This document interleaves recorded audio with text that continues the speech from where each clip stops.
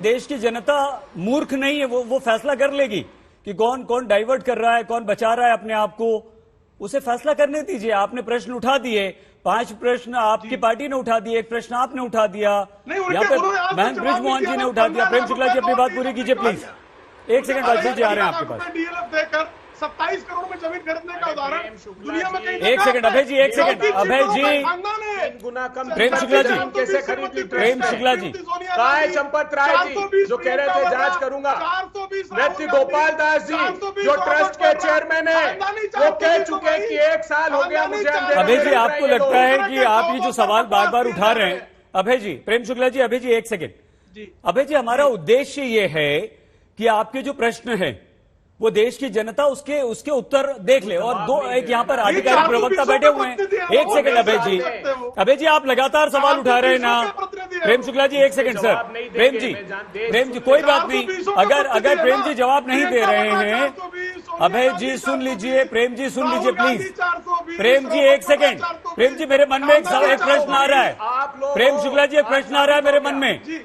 अगर कांग्रेस का कोई नेता, प्रेम जी एक प्रश्न है मेरे मन में, अगर कांग्रेस का कोई नेता जिन्हें आप जीजा जी कहते हैं, कहिए अगर वो भ्रष्टाचार करता है तो बीजेपी के मेयर का भतीजा भ्रष्टाचार करेगा और आप आंखें मूंद लेंगे, आप उस पर कोई कार्रवाई नहीं करेंगे? करेगा तो उसके खिलाफ कार्रवाई होगी।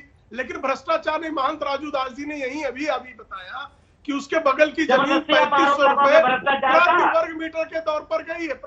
अभी महंत राजू दास जी जो अयोध्या के हैं, जो वहां के चप्पे चप्पे से वाकिफ है, और महंत राजू शब्दों में बताया कि 3500 रुपए प्रति वर्ग मीटर की जमीन बगल वाली जमीन बिकी है, तो 1400 रुपए वर्ग मीटर में बेचना ये अपराध हो गया। और 15 लाख में खरीद कर 27 करोड़ में उसी को पहना देना, अभी जी आप एक तो बोलने नहीं दे रहे हैं। कांग्रेसियों का ये कुकर्म जो है, ये कुकर्मी कांग्रेसी सहकर्मियों को भी कुकर्मियों की श्रेणी में खड़ा करता है। क्या बताइए, दुष्कर्म कर रहे हैं। हम तो पहले दिन से कह रहे थे कि ये कसम तो राम की खाते हैं। विजय शेखर जी हम चाहते हैं आप आइए।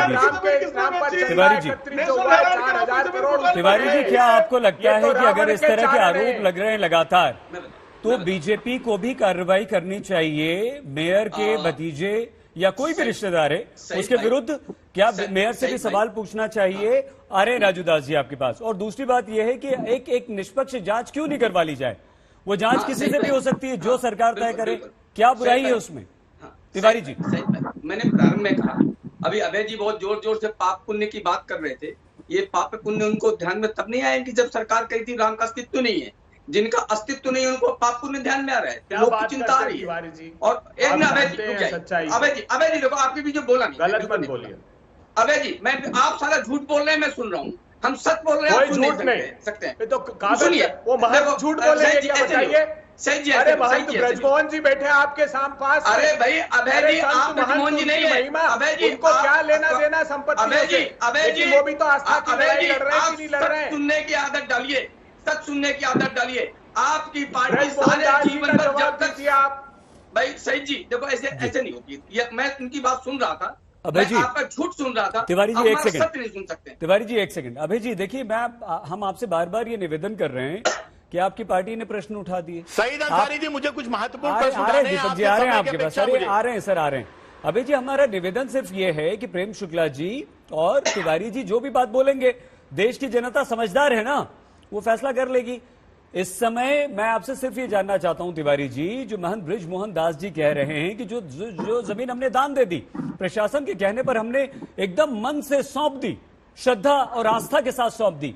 अगर वो जमीन बिकती है और वो जमीन 20 लाख की फिर 2.5 करोड़ की हो जाती है, तो क्या उनकी आस्था को ठेस नहीं पहुंचेगी? तिवारी जी देखो सही जी, मैंने अपने उद्बोधन में जब प्रारंभ में मैंने कहा कि जो PIL लेकर के जलीकट्टू पर पहुंच जाते हैं, छोटी छोटी बातों पर ये कोर्ट पहुंच जाते हैं, तो कोर्ट सबके लिए खुला है।